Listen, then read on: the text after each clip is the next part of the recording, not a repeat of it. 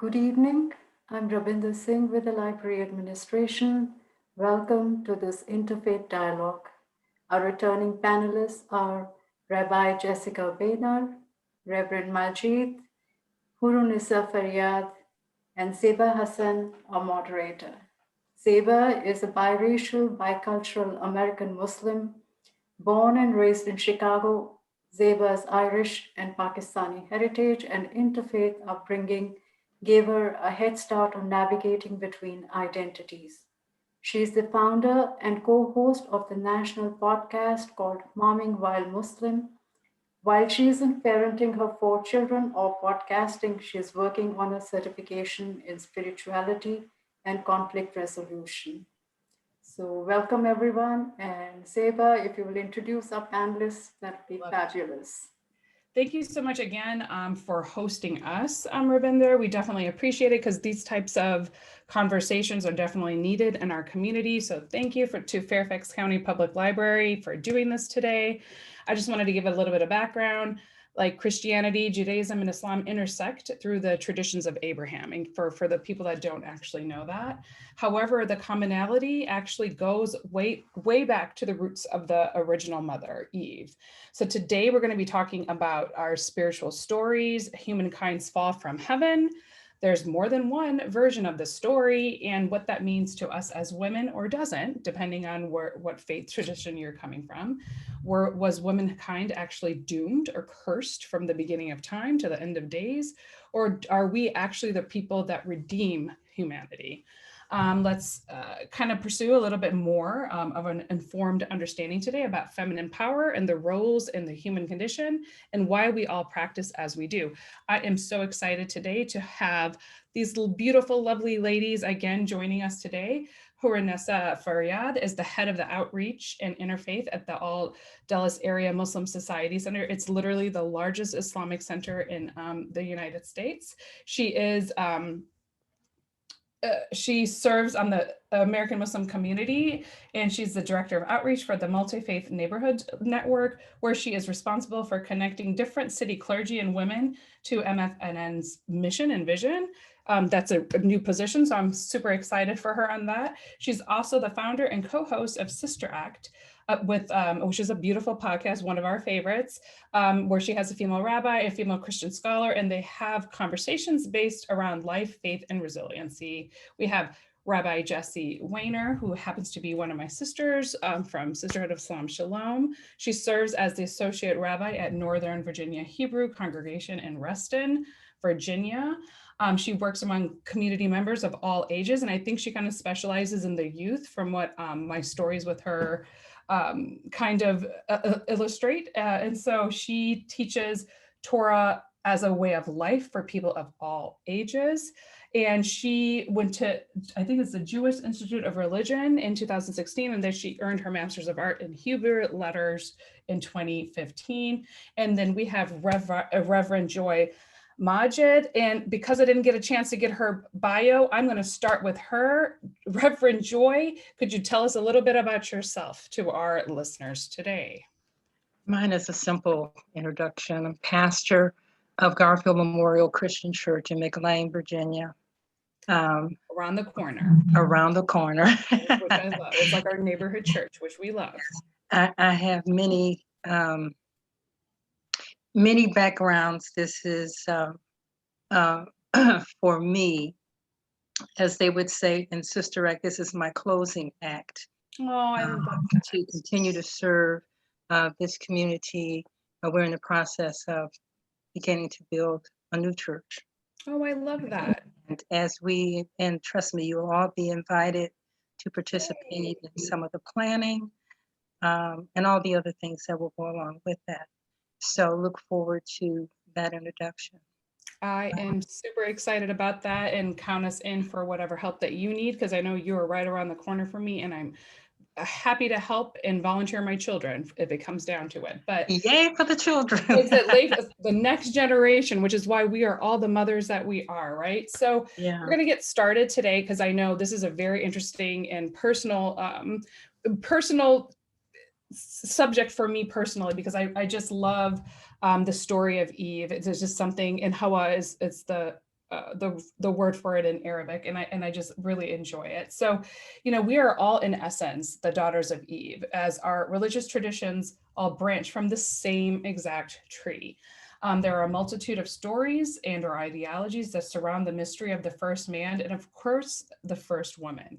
So I am going to ask each of you guys to share your Eve story from your faith perspective. So we're going to start with Rabbi Jesse, who is from the Jewish faith. Could you share a little bit about the story of Eve and the precursor to Eve? Because I know that that's a little bit of uniqueness in the Jewish faith. Yeah. So what's really interesting about Judaism and in Torah, what we call Torah, what others may call the Bible or the Old Testament, is that in Genesis, actually, we have two creation stories back to back. There's a lot of debate and discussion about why we have those two creation stories, and that could be a whole other podcast. But we have these two creation stories, and in the first one, we don't meet Eve per se, but what we know is that it says that God created man. God created man to be in His image, male and female. God created them. That's the first story. And there's, of course, so much discussion and dialogue as to, well, was this more of an androgynous person that was both male and female? Was it two people attached together? Were they two separate people?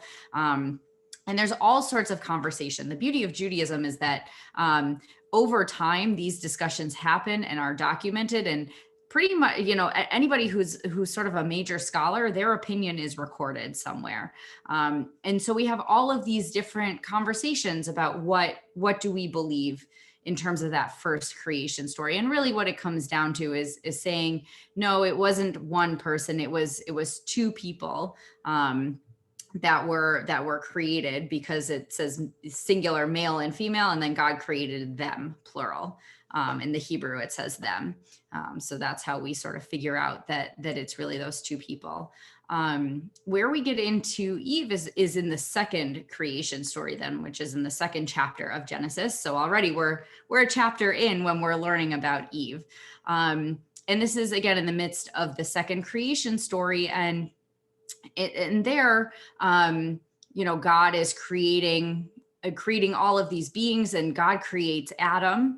The word Adam in Hebrew both means is a name, the name Adam, but it also means sort of just a general term for a human being or a person. Also comes from the same root as Adamah, which means earth. I happen to think that's interesting, especially because they're in the Garden of Eden, and of course everything is connected to the earth and the tree.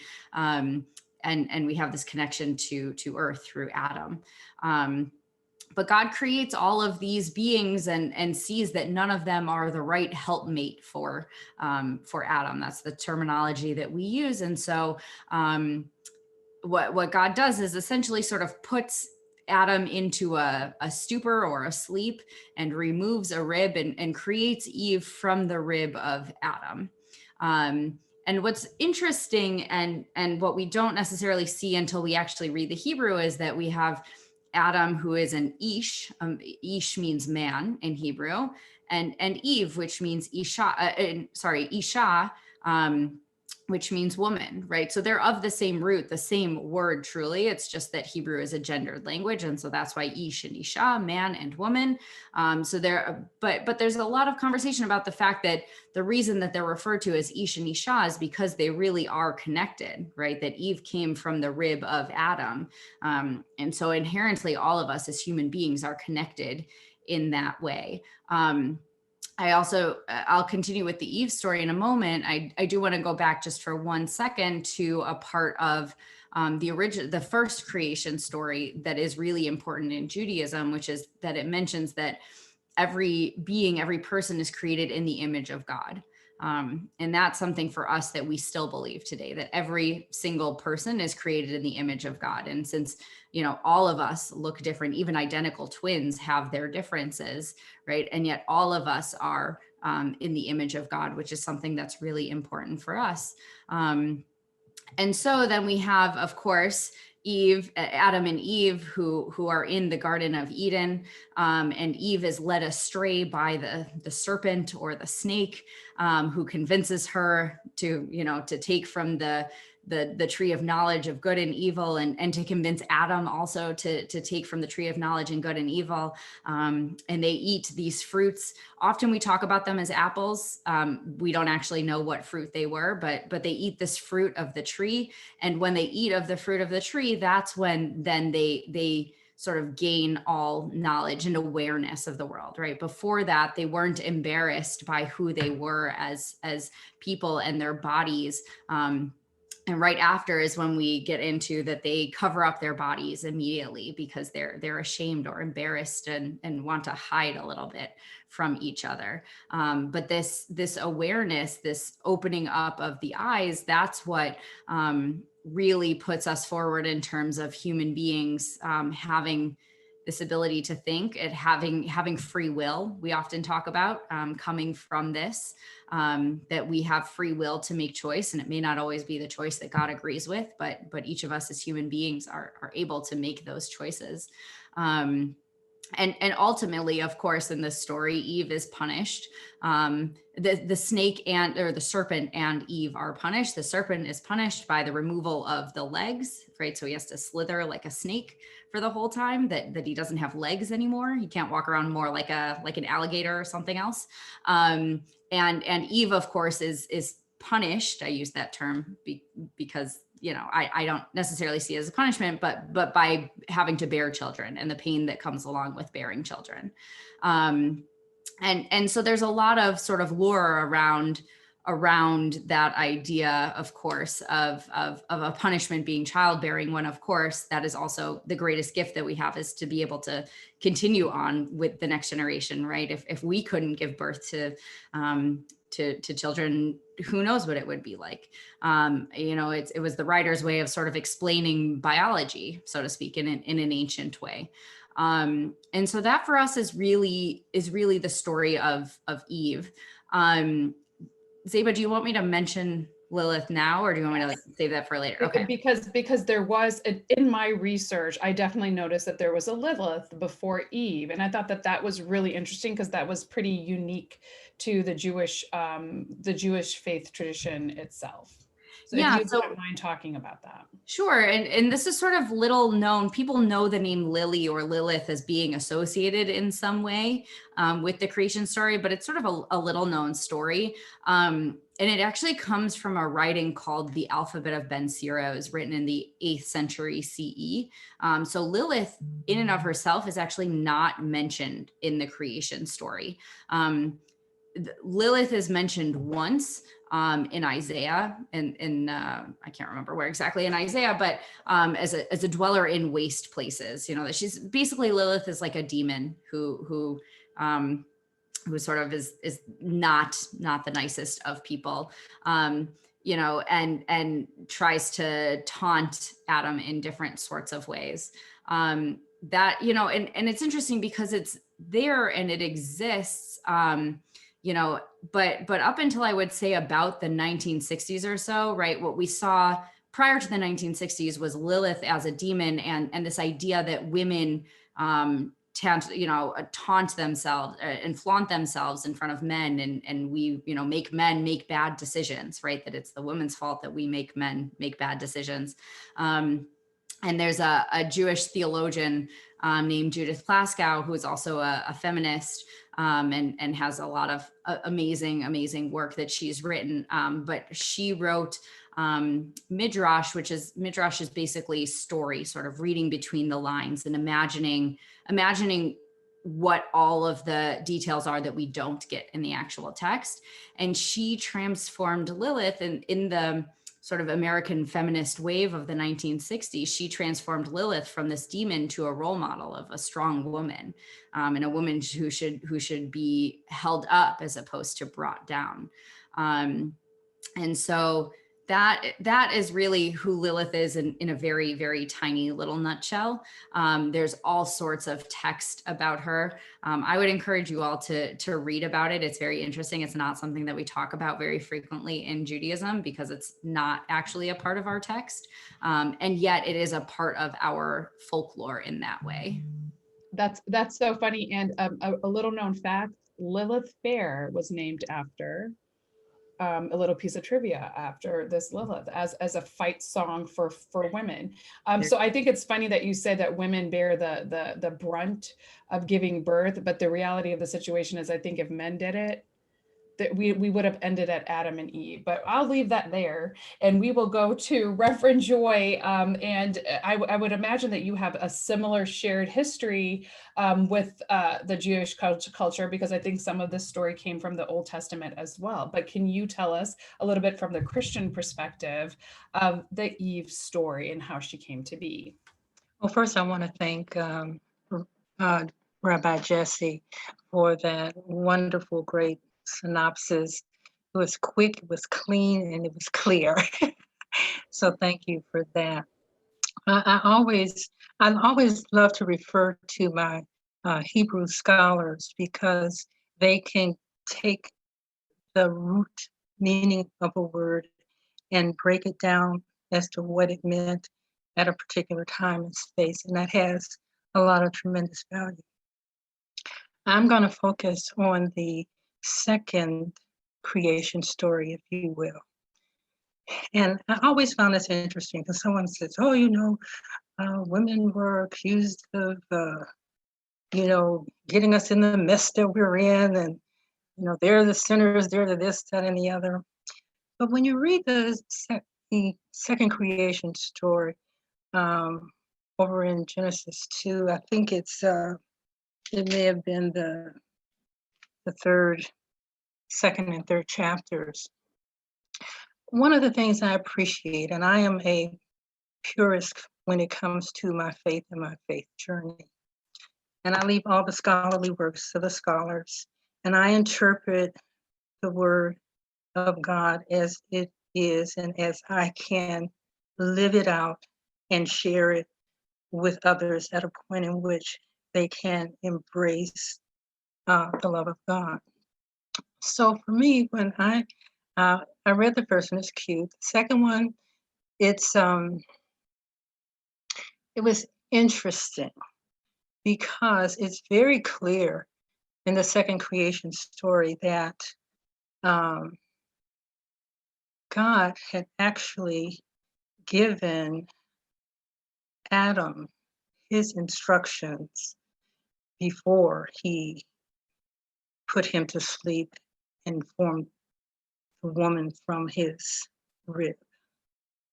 So the instructions to me, as I interpret it, was the instructions were to Adam.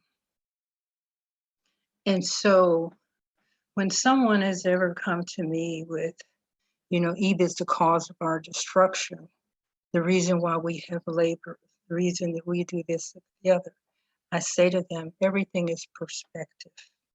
And simply by perspective, I mean that God gave all of us free will. And the one thing that it did say about Eve is that, which many of us may be guilty of today, and that is lending our ear to foolishness. And we know it's foolishness when we hear it, but we lend our ear to it nevertheless. And some of the consequences as a result, when you read the second creation story, is that because Eve listened, she engaged, she allowed herself to be engaged by the serpent.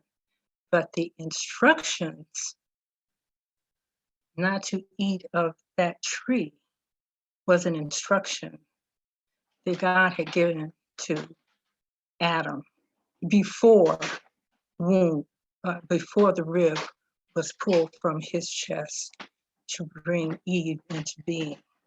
So I think that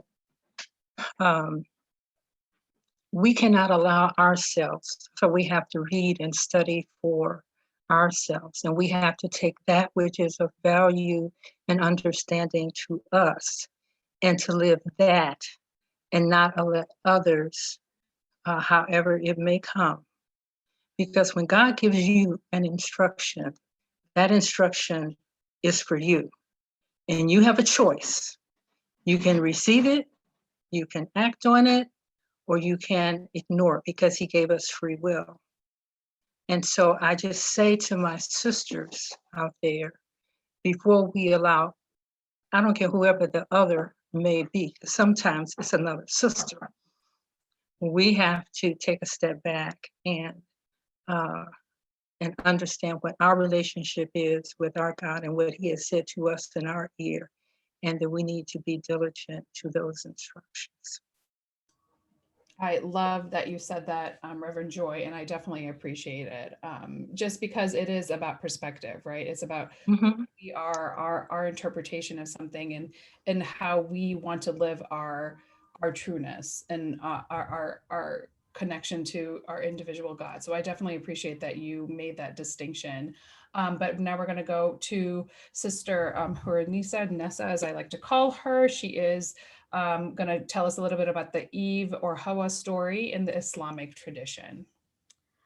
Thank you, Zeba, so much for that. And Rabinder for putting this together, and my fellow panelists on having this really interesting topic, especially for us women. It's always interesting to hear different points of view. Even though a lot of our stories are similar, there are some variations in terms of certain incidents or certain details that are a little bit different when it comes to Christianity, Judaism, and Islam. So when, God told his angels that he was going to create a man and send him off to earth, and that I'm going to do a quick version of this because I don't want to hold up and repeat a lot of the things everybody else has said, and had told the angels to bow to Adam, not out of worship, but just because it was a commandment of God. Right. And the angels under Islamic rule don't have a choice. They don't have free will. They have to do whatever God commands them to do. And Satan, who was not an angel, but was of a creation called jinn, which is like a smokeless fire, thought, wait a minute, you're asking me to bow down to, this thing that's created. And he had the ability to make a choice, and he chose out of his own arrogance not to do that. And so God banished him from that area. And when Adam and Eve were in heaven, and God had told them to walk around and enjoy it, but to stay away from the tree and not to go there, Satan's wish from God was to be able to tempt mankind. And so he started with Adam and Eve, and he told them that, maybe you want to go to this tree because, you could become immortal, and that's why you're forbidden. And so, falling under temptation, both Adam and Eve ate from the tree, right? So there's no indication in any Islamic text in the Quran that Eve tempted Adam, seduced him to eat from the tree, or she was the cause of the fall, or she was in any way responsible. Because an Islamic concept and tradition is that all human beings are created with their own free mind to make choices, like the Reverend had just mentioned. This is a concept in Islam as well. So to put the blame on the women when there is no context of that in the Quran is injustice on women throughout history, because we see her as our mother, right? And when our mother is completely sidelined and being seen as the person who perpetuated this sin, is now going to affect all of us as women. So we have to move away from this definition and this kind of thinking about how Eve was and how she played a role in all of this. So they both sinned, and it was something that was on both of them. Even Satan playing his role, it's something that we as human beings, even today, are something that we're going through, because that's something that is part of not of him competing with God, because God still created Satan. It's part of the process of us coming close to God and making sure that the choices we're making as human beings are the ones that are connected to God. And that as human beings, we do fail, we do sin, we do fall back, but then we're always guided back to that ability to get God to forgive us and to come back to him. So Eve, as being our mother, has always been in tradition to being connected to this idea of the status of women in Islam, right? Since her being the first mother and her having this projected essence in Islam, a lot of scholars would say that, oh, this rib concept, she came from the rib. There's no clear indication of this in the Quran. There's nothing in the Quran that says she was made from the rib. A lot of the scholars interpret that verse as she was made from your kind, or she was made from the human race. And so we look at it as like she was made as another human being to give companionship to Adam, and for them to live in tranquility, to give each other solace during their time in heaven, and then subsequently when they had to leave. That's actually really interesting. And just to kind of piggyback on that, we are going to talk a little bit about that whole concept of the original sin, because that is something that is a misnomer that a lot of people, I mean, even let's just be real, the only guy that's on here today I see is my dad. So sorry, Dad. I'm just going to say this out loud, but the whole concept of like period pains and these types of things, oh, it's because you sinned or you did something and this is God's punishment to you. So what is that concept, Nessa, in Islam about the original sin, if there is a concept of the original sin? There is no concept of original sin in Islam. Again, the issue is, as human beings, we're questioned for our own deeds. Someone else's sin is not going to be something that I'm going to have to answer for, or someone else would have to answer for my sins. My sins are my sins, and that's something that I will be questioned for and I will have to deal with. So to put the burden on Eve or to Adam is not an Islamic concept.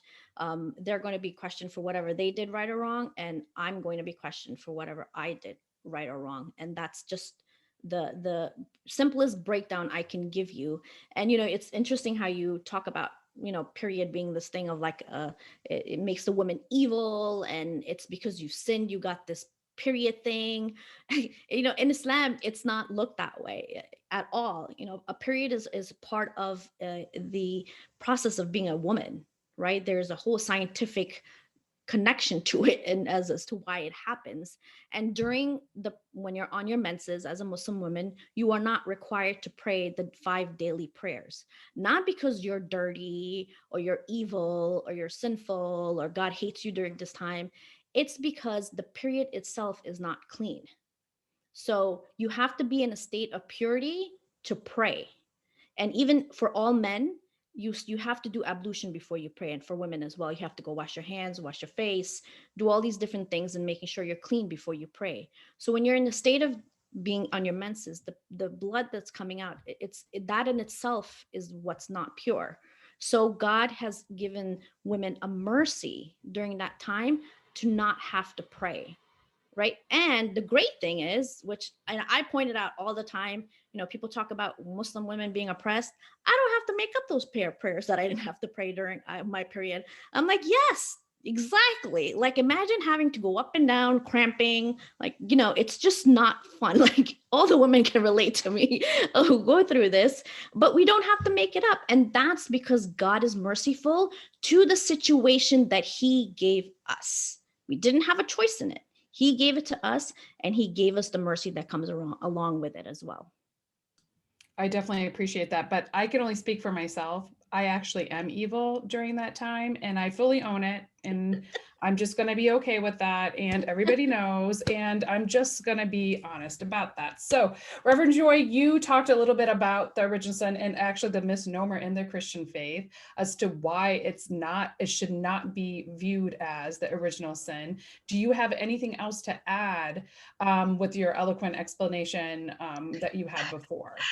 Well, just that, I always found it fascinating when I would get that story as a kid. I was like, what?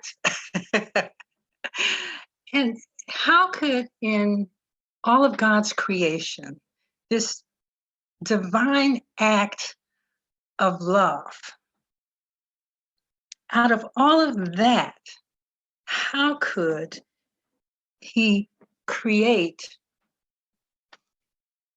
a human that would defy or be defiled in such a manner.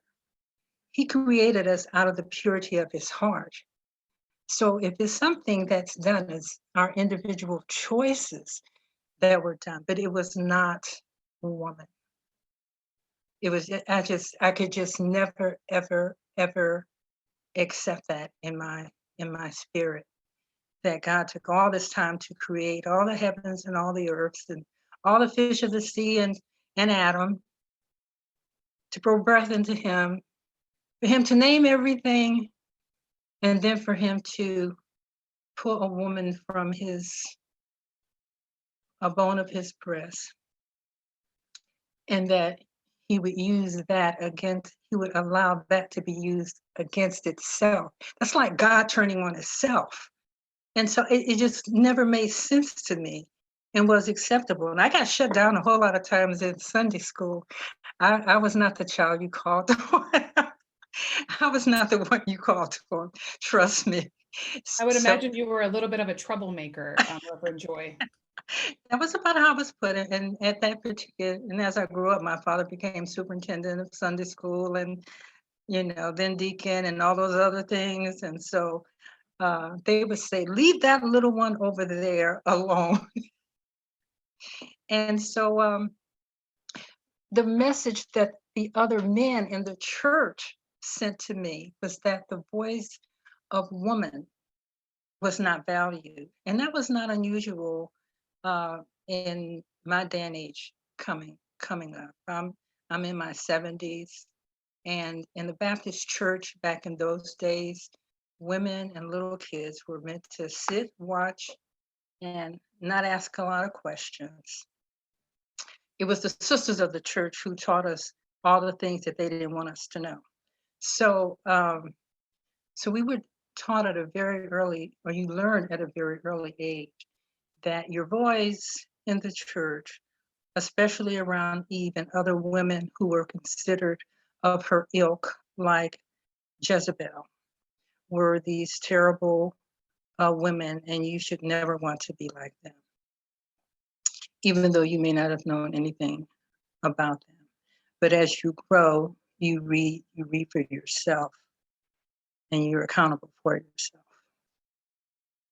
No, I definitely appreciate that, because God gave us all the knowledge, right, to read these words on our own. And I definitely appreciate that. So maybe we can all get a little bit of Lilith in us as we move forward, and fight some of that, that negative energy that comes with female voices, which is one of the main reasons why I really wanted to have an all-female panel specifically, because for me personally, I was kind of done with men speaking on my behalf. And I was like, okay, we're just going to take it over because we have our own voices. So I definitely appreciate Fairfax County Public Library Systems for allowing us this opportunity to use our voices as we kind of dispel some of these stereotypes that we've all have about each other. And so we are going to go to Rabbi Jesse, who did talk so eloquently a little bit about the original sin in the Judaic faith. Could you expound a little bit about that, or if there's even a concept, or if you agree with Reverend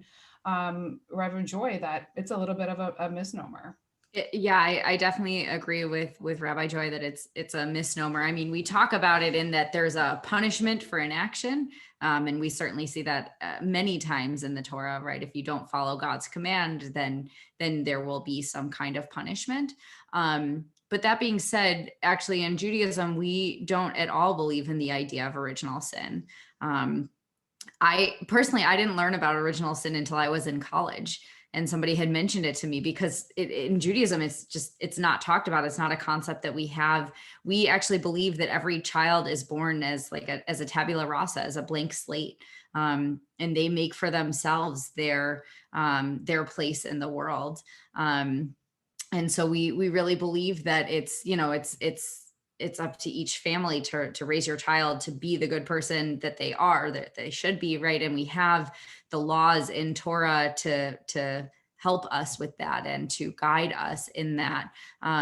So for us, there's sort of no need for salvation or saving, because me as an individual, I didn't sin. I didn't eat from the tree of knowledge, right? That was something that Eve did. And so for me, I make my own way in the world, and I make my own choices in the world. And I deal with the consequences, positive, negative, or otherwise, for all of my choices in the world. So, if you asked 10 Jews if they believed in original sin, you'd get 20 different opinions about original sin, I would guess. But generally speaking, we don't at all believe in original sin.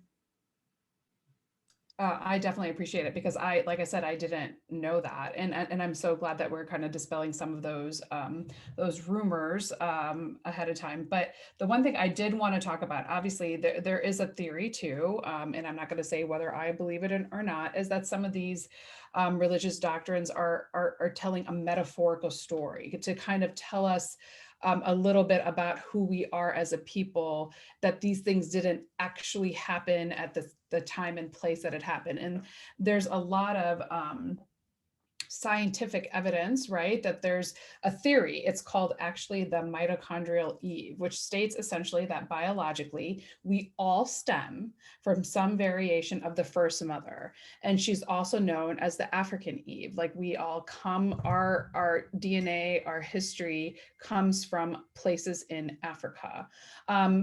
And that's the scientific background of some of our DNA. So, I want to know how our faith, your individual faith traditions, kind of account for this racism or this otherness that people of color actually face, when the reality of the situation is, from a biological perspective, we are literally all people of color of some degree. So I want to talk a little bit about that with Nessa, as far as, like, what do you feel is the Islamic faith? And the funny thing is, I actually interviewed somebody who said that and I thought it was fascinating, and I have to do more research on this, but there is a theory that there is a possibility that Prophet Muhammad sallallahu alaihi wasallam was actually of a darker complected, more towards the African faith. So I don't know if you know anything more about that, or what is the thought about the African Eve theory in Islam? Okay, so I think this goes back to when we're disconnected to the text of Quran and Islam, right? We have to look at it from what our faith says as Muslims, and then what Muslims actually do. They're not always going to be the same thing, unfortunately.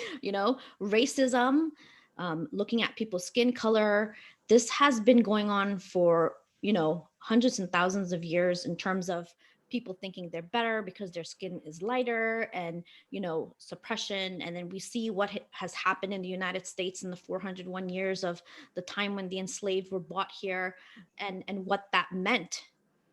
Just in recent times, here we see the systemic racism that is embedded in the foundation of this country, due to the fact that we see skin color as such an issue. But when we look at the faith itself, it's a completely different story. Now, regardless of whether our Prophet Muhammad sallallahu alaihi wasallam, peace be upon him, or Jesus, or anybody else, in terms of their skin color, we know that majority of the people in the Middle East are darker skin color. That's a known fact, right? And to deny it, you'd be dumb. I'm sorry. I'm just going to say they weren't white, okay? But in the Quran, in the traditions of Islam, God says neither white is superior over black, and neither black is superior over white. An Arab is not over a non-Arab, and a non-Arab is not over an Arab, except in your piety and your good deed. God does not look at you as inferior based on the skin color that he gave you. That would be unfair, right? He is only going to judge you based on your deeds and your actions, how you treat people, how you worship God, and how you help humanity. If he created you one skin color and created somebody else another skin color, how would that be fair to now judge that person and condemn them for life, that you're going to be the worst kind of creation because, well, that's just what you were born into and you had no say? That would be an unfair God. That would be an unjust God. So in Islam, everything is literally spelled out very clearly. There is no race issue in Islam. And if someone who's Muslim is racist, they're going to be held accountable on the day of judgment in front of God, and they will have to answer, because that is not something anyone has a control over. Majority of the Prophet's companions and the people around him who have passed on traditions were dark skinned. They were women. They were from different backgrounds. They weren't, one monogam, white skinned people who were, holy, and then everybody else was kind of like, hoping they would just get in that club and be accepted. It doesn't work like that. Right? So it's really simple if we look at everything from the text perspective. Now, when we look at modern day Muslims around the world, we don't all follow that rule of God's commandment from the Quran. We do make judgment on people based on skin color. There are a lot of people from South Asia, my background, Arabs, who will not let their daughters marry someone who is of African descent because, oh, his skin color. But he's a great guy. He works, he's educated, he's hardworking, he's honest. But just because of his skin color, they will not let their daughter marry. That's racism. That goes against our faith, and that has to be called out. So it's pretty simple. I hope I answered your question in as simple way as possible. No, you 100% did. And I definitely appreciate it, because it's not necessarily what you're trying to say. It's not the religion, but it's the people. And as people, we are fallible. We do make mistakes, and we're not perfect. So, right. I want to emphasize on the fact that the faith itself says that I've made everyone different so you can know one another. In the Quran, exactly. God says, I've made you into nations and tribe so that you may know one another. Now, can you imagine if everybody looked the same, how boring we would be? Oh my God, that would be so boring. Identity crisis, like who committed the crime? I don't know. 134 BC. Yeah, exactly. Numbers. It would be so boring. It's a beauty. It's the beauty of humanness that we're so different, and we have to celebrate that. No, I definitely appreciate that. So I'm going to ask you, Reverend Joy, the same question. How do you feel about that? And how do you feel about the Christian perspective on racism in general? Oh, you're asking me my perspective on racism in general. Oh, are we going to have another podcast for that? Yes. But we could just talk a little bit about how we all are. Okay. Let me put it from this perspective. Yeah. You can take the text that we've been looking at today. Everybody can do this on their own. They can go to 2nd Genesis. They can go to, let me see, the 2nd chapter, verses 10 through 14. You can look at the boundaries that have been drawn for us of this place that creation was to have taken place. The reason that it is very clear, and I think as Ernesta has said, there's no question that everything came out of the Horn of Africa. And people were not referred to then as Black or white or yellow or whatever other color people want to attach to folks today. It was by tribe. It was, and the truth is that the majority of those tribes, I would gather, when you read the word of God for yourself, in all honesty, and the descriptions that are used, these, yes, they are people of color, period. And so to talk about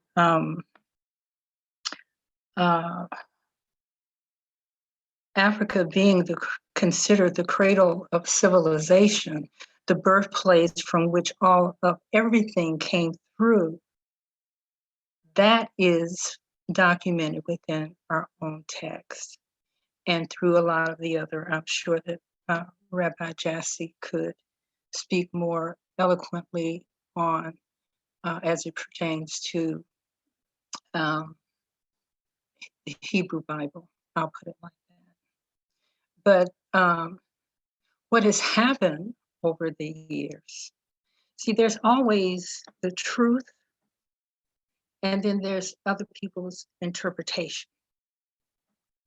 And that's when we start to get in trouble. First, we try to interpret for someone else that is evident in what is written. And then when we begin to interpret it to make it look better, feel good for someone else, then that means other people get put out. And then people try to figure out how to make the darker tone people in scripture. And we've been through this, the story of Cush, and, you know, it's a bunch of garbage. And research over time has shared that. And it wasn't that long ago. It's only been a couple of years ago, if I recall, that one of our scholars came out and said, you know, we've got to tell the truth.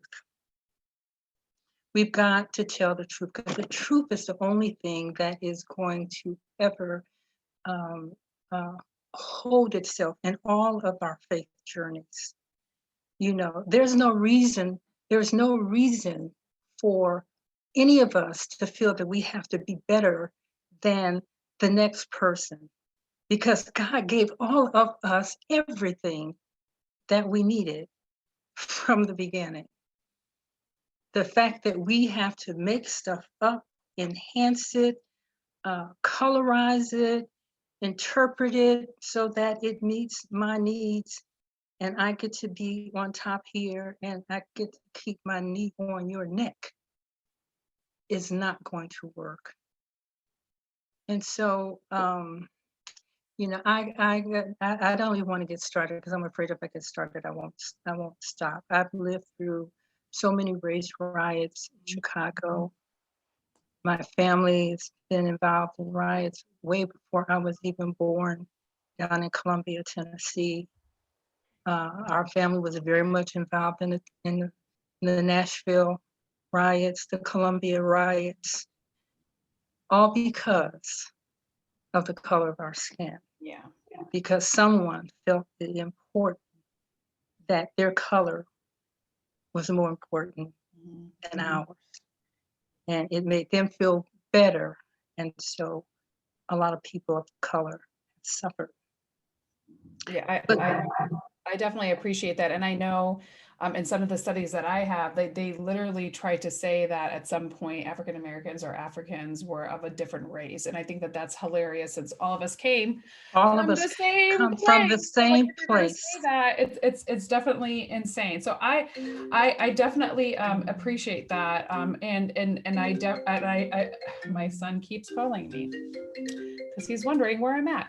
And thank you so much for that, because I can't even imagine, first of all, the fact that you're 70, you look gorgeous, but the fact that you've lived through all of that, and we can learn a lot from you. So thank you so much, Reverend Joy, for sharing that story. But I did want to talk to Rabbi Jesse. What do you guys feel about this? You guys, what does the Jewish faith say about color and color war?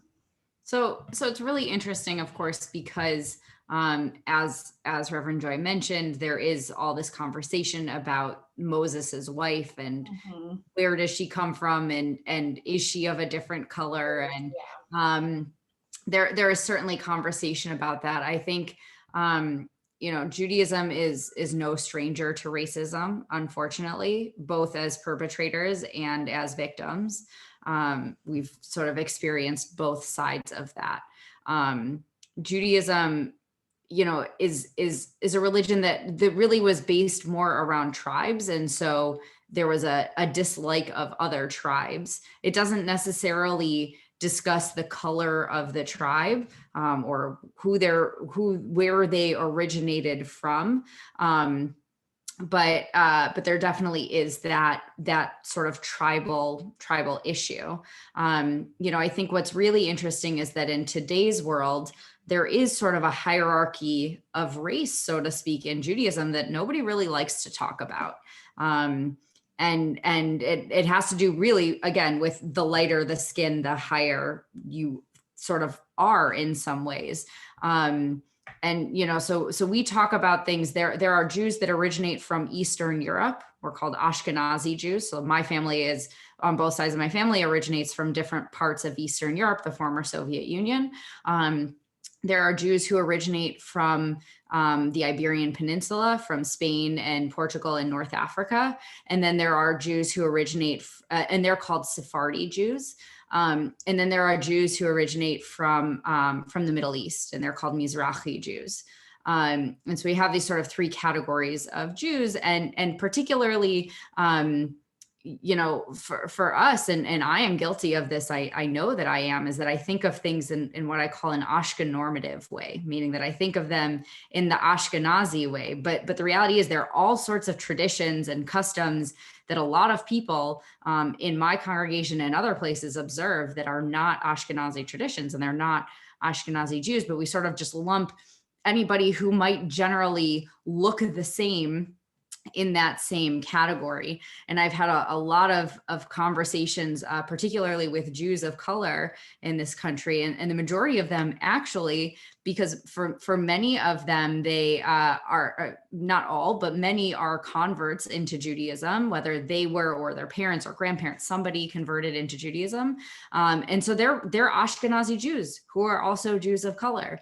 And people look at them and assume that they are not solely based on the color of their skin. And so there's this tension within that is something that as a Jewish community, we are still reckoning with.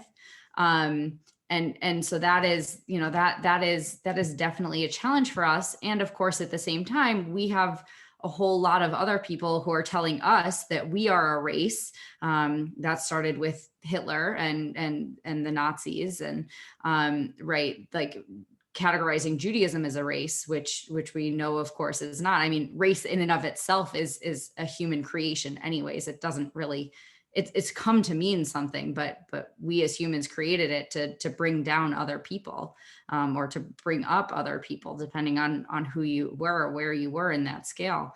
And so I think Judaism, you know, it recognizes that there is race, and that racism is a challenge. You know, there are tribes. It said that Judaism, or, you know, that we had 12 tribes from the 12 sons of Jacob. And it said that a couple of them sort of got lost along the way, we'll say. And there are Jews who were in Ethiopia and Uganda and India and China. And when you look at them, they look as if they are from Ethiopia and Uganda and China and India. And they are Jews, and they really had to fight for recognition of being Jewish, because, you know, the sort of powers that be, a different chief rabbi said, well, we can't, you were so disconnected for so long that we can't actually prove that you're Jewish. And yet we're sitting here saying, but they have the same customs and they say the same prayers. And yes, they were disconnected from this point on. Most of them have, like before or right around the time of the destruction of the temple, the second temple. And so, you know, they don't celebrate Hanukkah, because Hanukkah is all about the destruction and rededication of the temple. And, you know, so they didn't have holidays we had, because they had been so disconnected and isolated for so long.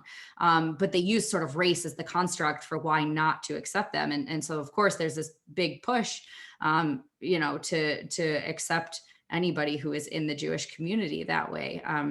But, you know, so we're working on race and eradicating racism, and yeah. I think when we know better, we do better. And the reality of the situation is, you know, it is a social construct, right? Like it's something that we as a community put together. And like Reverend Joy was saying, to kind of put people down, put your knee on your neck. So I definitely appreciate that image, because that is exactly what we're doing.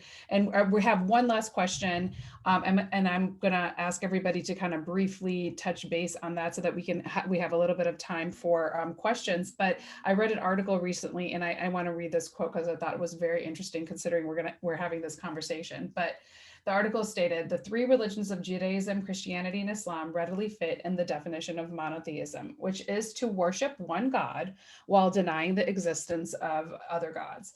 But the relationship of the three religions is closer than that. They claim to worship the same exact God. So that's what people don't understand. It's like, it is the same God. So like when we just have different like Christian Arabs call God Allah because that is the name for God. And so a lot of people don't realize that it's just, we have the same God, it's just different names. But God as the Father does not lead the harmonious relationships among the members of the three religions. They have become squabbling children rather than a harmonious family. The one thing I want to say that I'm plugging Mommy Well Muslim, but we say specifically that the mother is the essence of the household. And as the mother in your faith tradition, what can we do as a community to bridge the gap between the squabbling children and bring about harmony amongst the three branches? So in like one word or less, what would you say in your faith tradition could bring about that harmony? And I will ask Rabbi Jesse that. My computer froze, of course, in the middle of you asking that question. Can you repeat it real quick? Essentially, as the mother of our faith traditions, and that's what we are. What are we teaching? What is the one word that you want to say that will bring harmony amongst the three branches? I'm putting you on asking a rabbi to give you one word. I know. I'm putting you on the spot right now. You are. Or a phrase. I think I'm just going to say unity. I love that. And thank you for the one word. Reverend Joy. Love. So multi-faith is my work, and that's what I'm in all the time. I mostly work with evangelical Christians and, people of the Jewish faith. I don't technically work with Muslims, even though I work at a mosque. It's funny, but I can say one word not to use is the word tolerate, because I stay clear of that word because it has such a negative connotation. It's like, I really don't like you, but fine, I'll put up with you. I don't want anybody putting up with me. You either take me as I am or just leave me alone. But the three words that I always talk about is understanding, respecting, and accepting, because these three words really embody what we all believe in terms of, acknowledging other people, loving who they are, bringing them to the table, working together to make this world a better place. There's so many issues that are plaguing this planet, whether it's climate, domestic violence, hunger, racism, so many things we need to spend our energy on instead of fighting each other and calling each other out that I'm better than you, or I don't believe in what you do and you have to convert. We need to stop that. That is not the way to go. So sorry, that was more than a phrase. And no, but I definitely love that. And that's a good place to end on and open up. We have a few minutes. If anybody has any questions, feel free to unmute yourself and ask away. I think there were some questions in the chat also. Oh, is there? Okay. So let's go. If you had to put please in the chat, I guess. Samara Weinstein, Renee said, yes, racism is social construct. Absolutely. Any conversation about women in faith brings up sexism and gender equality. It would be interesting to hear more about the role of women as clergy and leaders in the various faith traditions. That is a very good question. Obviously, we have three amazing leaders in their respective faith traditions. And I know I'm going to go ahead and give that question to Rabbi Jesse. Yeah, so what's interesting is if you asked an Orthodox rabbi if I was a rabbi, he would tell you I wasn't. Which is to say that in progressive Judaism, we treat everybody equally and we believe in egalitarianism, meaning that anybody of any gender can do anything. But Judaism, we have to remember, is a gendered religion, and that certainly comes into play in the commandments that we have and who is required to observe which commandments and when and where and all of that.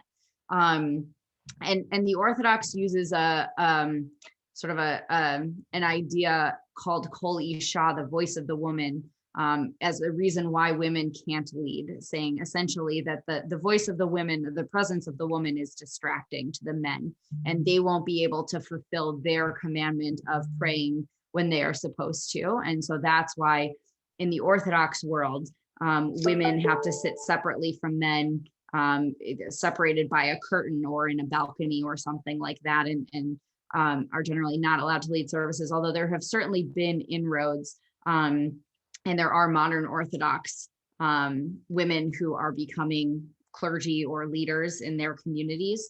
For us, the first female rabbi in the US was ordained in 1973. And so it hasn't really been that long, is the thing. And we're still every day fighting for equality and reminding people that just because I'm a woman doesn't mean that I can't do anything that a man can do. And I can lift the Torah just as well, and I can lead the prayers just as well. And I can help you fulfill those commandments just as well. And it's just that constant reminder and really the constant teaching that we can do this, and that gender, again, like race in many ways is a construct, gender norms are a construct that prevent us from seeing people in an equal way. And so there is certainly a lot of work yet left to do in the Jewish world, but I'm glad that I get to do it, and really that I stand on the shoulders of some giants, that I'm able to be here today, even doing what I'm doing. I love that. I absolutely love that. And I know Reverend Joy mentioned a little bit about her childhood, how women were to be seen and not heard, and children. And it seems like that was some of the cultural things that you had to deal with as a child. But how do you feel like the roles are changing as we're getting moving on? Oh, I think any opportunity and in any way people can creatively use to silence the voice of women, period. It is done. It is done in religion. It is done in the selection of clergy. It's okay for you to set yourself aside and study and do all the things that are required, but then it means nothing if others will not accept you to preach in their pulpit. That's not the experience in the disciples of Christ, but it is still very much a practice that a lot of my sisters in the Baptist tradition, in the Episcopal tradition, still face. So I think that the opportunity to have forums where women's voices are heard and they have an opportunity to express themselves and their experiences, I think it's an important forum to continue. 100%. And I'll also. Oh, and I wasn't silenced as a child. Good. And I'm never silenced as an adult. Oh, good. I'm very glad to hear that, because like I said before we started our panel discussion, we need to be the ones telling our story. And the funny thing is, part of the main reason why I really wanted this female panel was it's called Islam.com. I'm not bashing them, okay? But they have a whole section on Islam and women. Every single writer is a male. Mm-hmm. There is not one female writer. I'm like, you are literally talking about Muslim women in Islam, and you don't have a female writer on your staff. That's a problem. So I'm going to add, that's my segue to asking Hurnissa, like, how do you feel about the women's role in the Islamic perspective? So Islam gives women just as much rights as men. Unfortunately, the patriarchy has usurp that and use it to its advantage to relegate women into a position of subservient cooking, cleaning women in the house, which is great, but that's not all we can do. We're very multi-talented and multifaceted in a lot of different ways.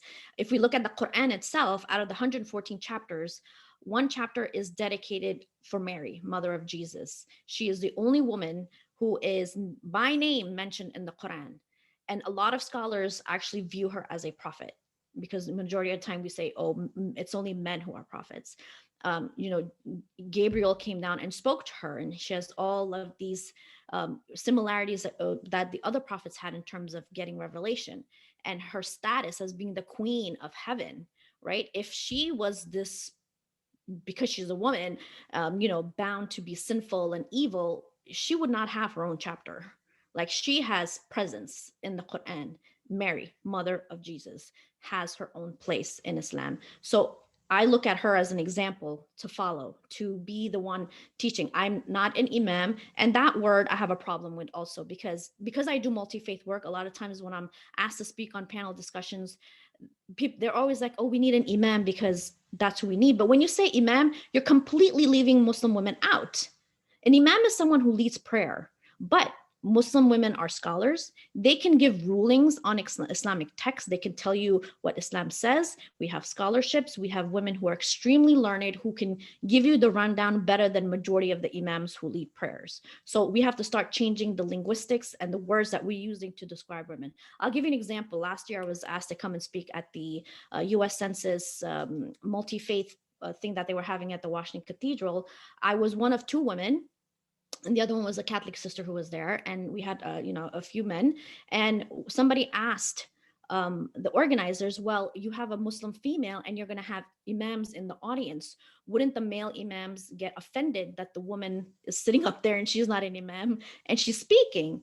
And one of the organizers happened to be Muslim, and she's like, no, why would he get offended? Like, he should be happy there's a sister sitting up there and speaking.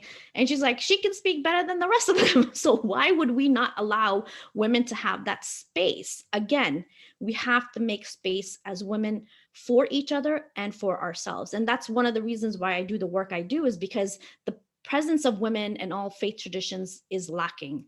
And we as women have to build each other up and change the mindset of men. Thank God I work with men who understand that. And at Adam Center, me being the voice and the face of the largest mosque in the country is profound. You won't find that anywhere else. And on top of that, I'm a single mother. I'm raising 4 kids by myself.